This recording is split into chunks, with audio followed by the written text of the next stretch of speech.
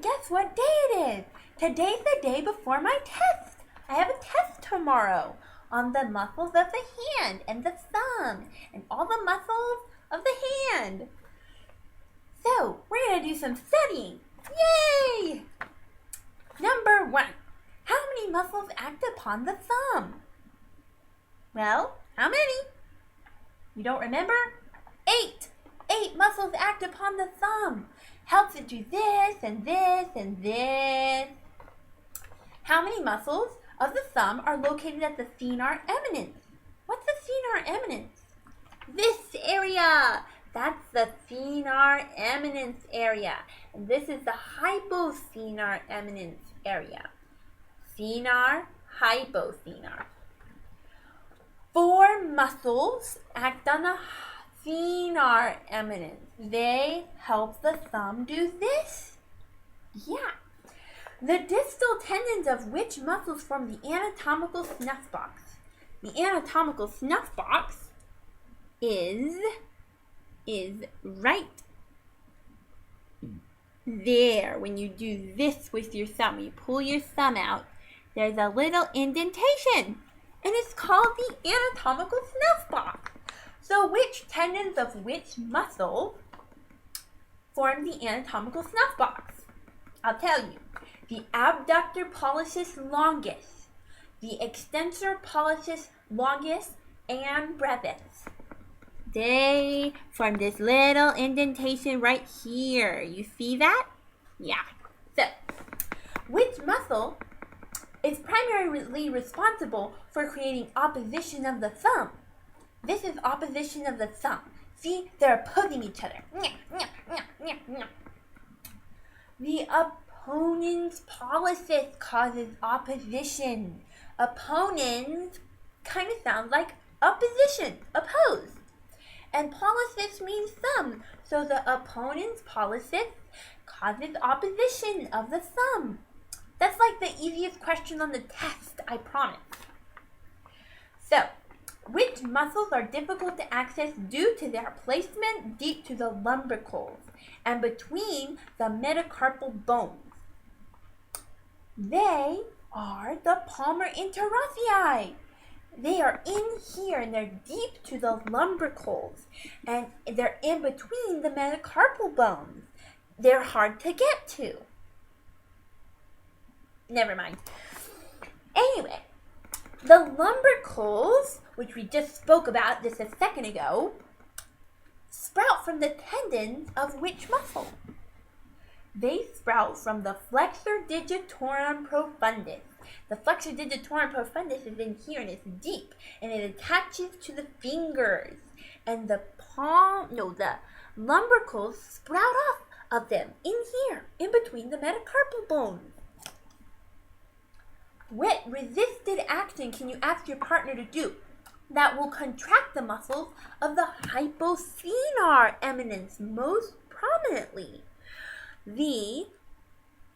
If you abduct your 5th finger like this, this muscle is going to contract. It's called the hypothenar eminence area. And if you do abduction, it makes that contract. Yes, so there you go. Number 8. Which muscle is located between the pisiform and the base of the 5th finger?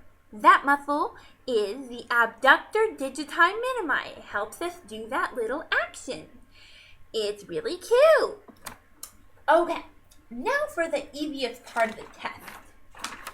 This part's great because all you have to do is do lengthen or shorten. Here you go. Passive supination of the forearm would lengthen the pronator quadratus, which is right here. It pronates, so if you do this, it's lengthening it. Passive flexion of the elbow would shorten the brachioradialis, which is right here. The brachioradialis, doing this would shorten its fibers. Passive extension of the elbow would lengthen the brachialis. The brachialis is in here, right under the biceps brachii.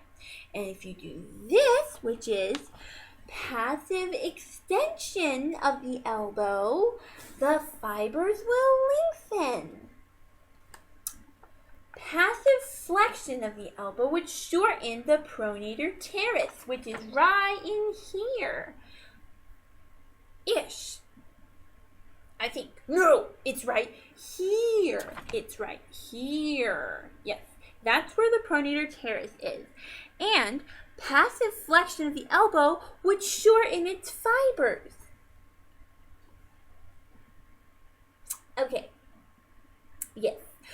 Passive pronation of the forearm would shorten the pronator quadratus, which we talked about just a second ago. Right here. This is the pronator quadratus. And when you go like that, you pronate, it shortens the fibers.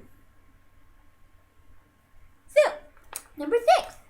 Passive abduction of the wrist. Passive abduction. This is abduction of the wrist would shorten the extensor carpi radialis longus, which is in this area somewhere. Yeah. If you passive abduction of the wrist would shorten the extensor carpi radialis longus. Passive flexion of the 2nd through 5th fingers would lengthen the extensor digitorum. The extensor digitorum is here and pulls the fingers this way. So if you do this, they lengthen.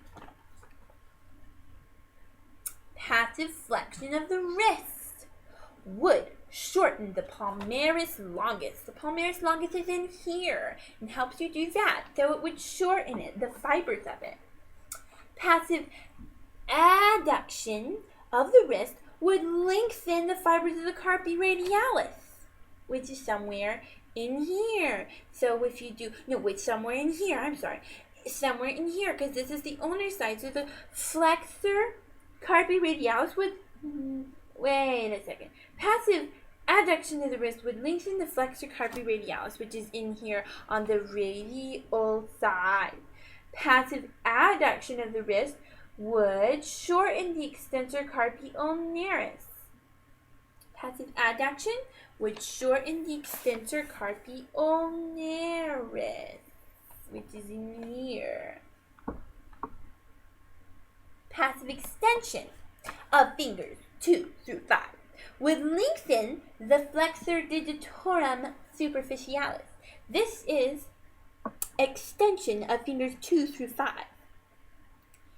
Okay, and it would lengthen the fibers of the flexor digitorum superficialis, because the flexor digitorum superficialis is in here and helps do this. So when you do this, these are lengthening. Okay, we're good. Okay.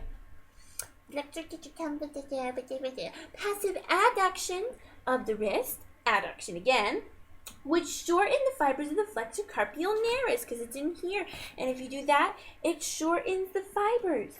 Passive flexion of fingers 2 through 5 would shorten the flexor digitorum profundus. We talked about that before. It's in here, this muscle. The tendons go here. Help your fingers do that. So therefore, it would shorten the fibers of your flexor digitorum profundus. Passive adduction of the wrist again would lengthen the extensor carpi radialis brevis. The extensor carpi radialis brevis is somewhere on this side. And doing this would lengthen those fibers. There you have it. That's a short test. All you have to do is memorize all the hard, long words. Things like that. So, yeah.